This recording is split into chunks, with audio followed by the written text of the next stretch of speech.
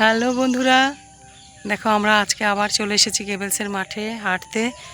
তবে আজ না কিছুক্ষণ আগেই বৃষ্টি হয়েছে, তাই জন্য মাঠে জল হাঁটা যাচ্ছে না। ফুল এখানটাতে ব্যায়াম করছে, আর আজকে মাঠে বেশ লোক কম আছে। এই বৃষ্টির জন্যই হয়তো আসেনি, কারণ মাঠে জল জানে হাঁটতে পারবে না। ভোরের দিকে না টানা বৃষ্টি হয়েছে। আমরা যখন বাড়ি থেকে বেরোচ্ছিলাম তখনও জানো তো টিপির টিপির করে বৃষ্টি হচ্ছিল। আমরা তো ছাতা মাথায় দিয়ে বেরিয়েছি। অন্য সময় হলে হয়তো আমিও আসতাম না আজকে হাঁটতে আমরা, কিন্তু কি করব, ফুল তার 2-3 দিনই থাকবে, আর ওর ওখানে জানো তো একদম হাঁটা হয় না। একা একা অত চেনেও না কোথাও, আর ওর বেরোনোও হয় না। না একটা জিনিস দেখাই, দাঁড়াও।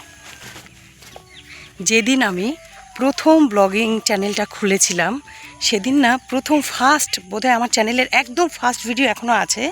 দাঁড়াও, কোথাকার ভিডিও, এই যে ছোট্ট বজরংবলির যে মন্দিরটা, এই মন্দিরটা আমার চ্যানেলে একদম ফার্স্ট ভিডিও ছিল। এইটা একটা মিউজিকের সাথে আমি ওটাকে পোস্ট করেছিলাম ইউটিউবে। তারপর ওই যে কে কী বলবে, কে কী করবে, কে কী ভাববে, সেই ভেবে না আমি আর ব্লগিংটা কন্টিনিউ তখন করতে পারিনি। কিন্তু এখন মনে হয় না, কে কী ভাবলো, কে কী বললো, সেগুলোই নাই বা কান দিই, নিজের মতো করে নিজের জীবনটা গুছাই। নিজে যেভাবে ভালো থাকতে ভাল লাগে সেভাবে ভালো থাকি।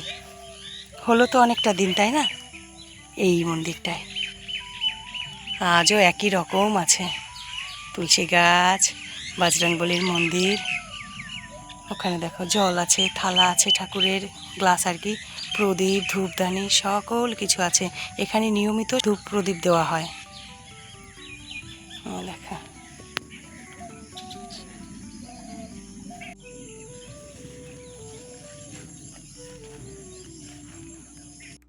বেরিয়ে জানো তো, এই মুহূর্তে খুব সুন্দর একটা প্ল্যান হলো। অনুভূতিও হাঁটতে বেরোয় সকাল সকাল, আর আমরা তো হাঁটতে বেরোই, তো অনুভূতি সেটা জানে।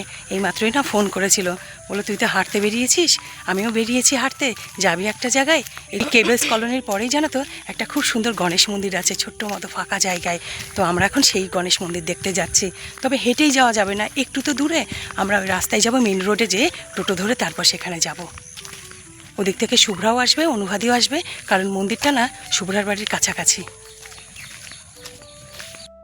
হাঁটা যেত জানো তো, আমাদের ওখান থেকে না অনেকেই যেখানে আমরা যাচ্ছি সেই পর্যন্ত রেগুলার হেঁটে আসে।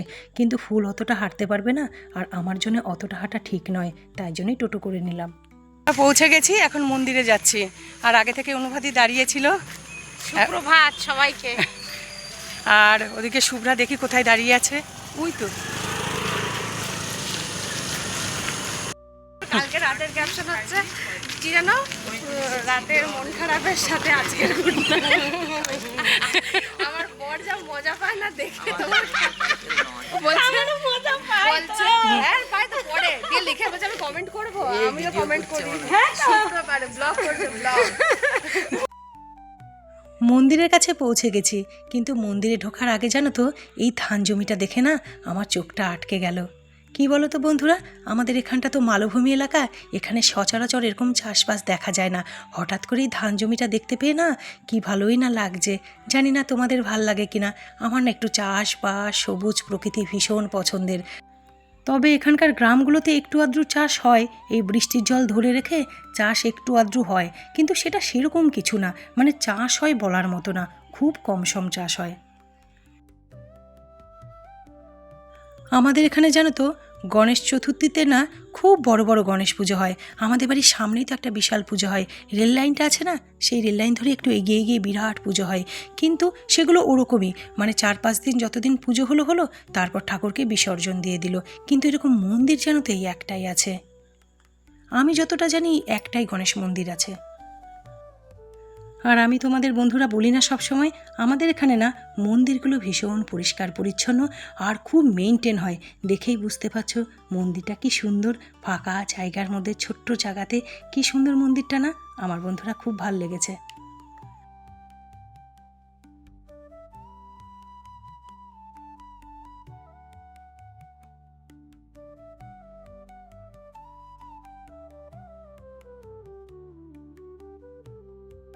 মনে হয় নাকি দেওয়া মনে হয়, কারণ বিকেলে খোলে 5টা। হ্যাঁ ওই তো ওইটাই বললাম।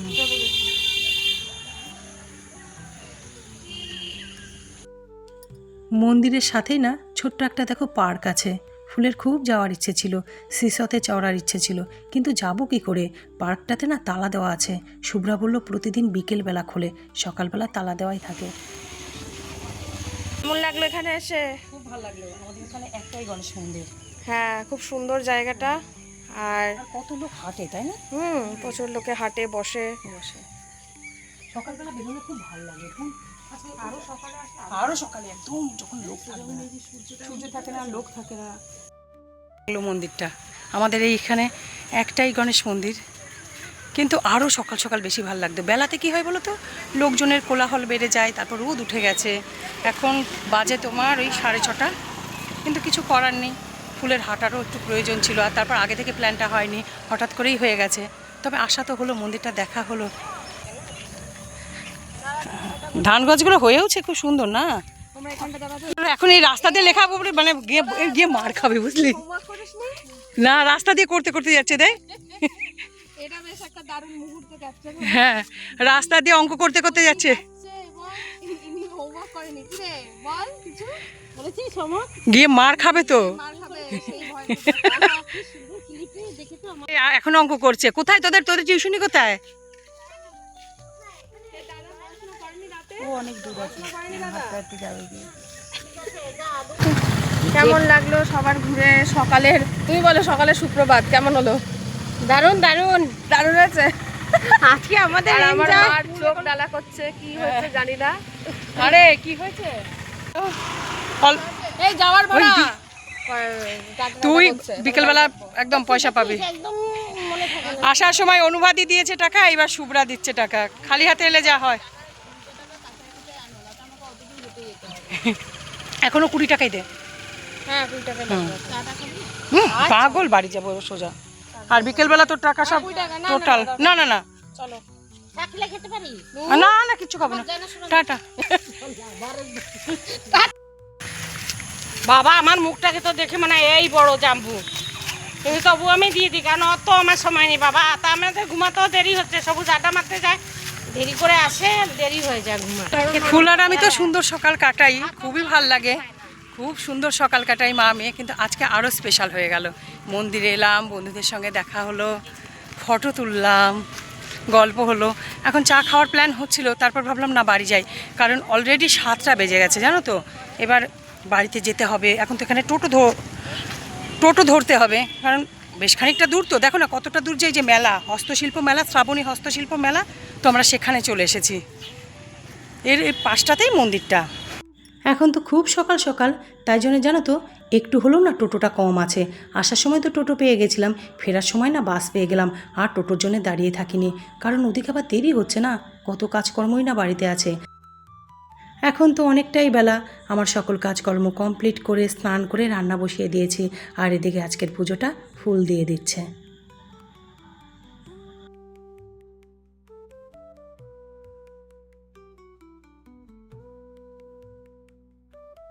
আজ দুপুরে না হাঁসের ডিমের ঝোল রান্না করব, তাই জন্য দেখো হাঁসের ডিম আলু সিদ্ধ করে নিয়েছি। এপাশে তো ভাত হচ্ছে। আজকে না কোনো রকম দুপুরে মাছ টাছ করছি না, তার কারণ ফ্রিজেও কিছু কিছু রান্না আছে, যেমন একটু কচুর শাক রয়ে গেছে, সামান্য একটু আলু সিদ্ধ রয়ে গেছে, ডাল রয়ে গেছে। তাই জন্য কোনো রকম কিছু আর রান্না করছি না। তার কারণ আজ বিকেলে না একটু বিরিয়ানি বানাবো। ফুল তো ভীষণ ভালোবাসে বিরিয়ানি খেতে। আর আগের বার যখন এসেছিল মনে আছে, প্রসেনজিৎ বাজার করেছিল, আমি বিরিয়ানি রেঁধেছিলাম, কিন্তু একটা মশলার গন্ডগোলে তো বিরিয়ানির টেস্টটাই নষ্ট হয়ে গেছিলো। তাই জন্য আজকে আবার বিরিয়ানি করব। আর আমি যে মশলাটা দিয়ে বিরিয়ানি করি, সেই মশলাটা আমি বরকে দিয়ে আনিয়েও রেখেছি। শুধু দুপুরের জন্য ডিম করলেও না দেখো অনেকটাই ডিম করছি, 5 পিস করছি। কেন বলো তো, রাতে তো বিরিয়ানির সঙ্গে ডিম লাগবেই, তাই জন্য একসঙ্গেই আমি পুরো হাঁসের ডিমই করে নিচ্ছি। 2টো আমি আর ফুল এখন খাবো, আর 3টে রাতের জন্য রেখে দেবো।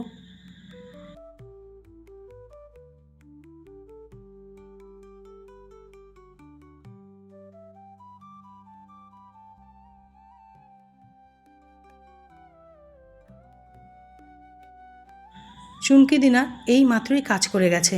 ও কাজ করে গেল আর আমি ধোয়া বাসনগুলো গুছিয়ে নিচ্ছি। ও পাশে বৌদিদের বাড়িতে খুব সকাল সকাল কাজ করতে আসে, আমাদেরও বলে সকাল সকাল কাজ নিতে। আমার না আবার সকালে কাজ করতে আসলে খুব অসুবিধা হয়। ওই টাইমটাতে বড় অফিস যায়, তারপর টিফিন করা থাকে, অনেক কিছু কাজ থাকে না। আমার আবার বেলাতে আসলে অসুবিধা হয়, তাই জন্য ও প্রতিদিন 11:30টার সময় কাজ করতে আসে।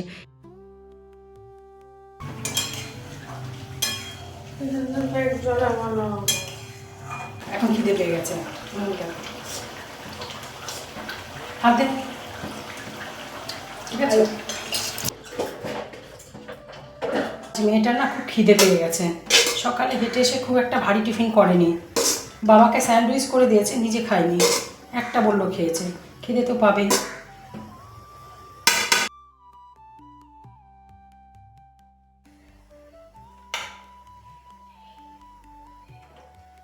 শোনো,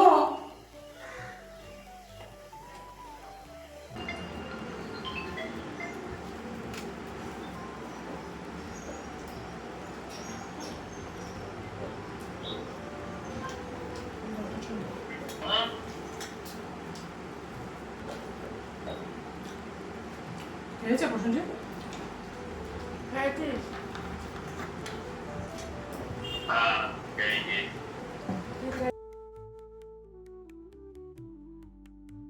এই গাছ দুটো চিনতে পারছো? এই গাছ দুটো হলো যে রান্নাঘরে রেখেছিলাম সেই দুটো গাছ। একটু মনে হলো রোদ্দুরে দিই, তাই জন্য আজকে বার করে রোদে দিয়েছি। এই দেখো। আর আমি আমার আজকের ব্লগ এখানেই শেষ করছি বন্ধুরা। আবার আগামীতে দেখা হবে নতুন একটি ব্লগের সাথে। তোমরা ভালো থেকো, সুস্থ থেকো। আর আমার ভিডিওটি ভালো লাগলে একটি লাইক করো, কমেন্ট করো, আর প্লিজ আমার চ্যানেলটি সাবস্ক্রাইব করে দিও। বাই।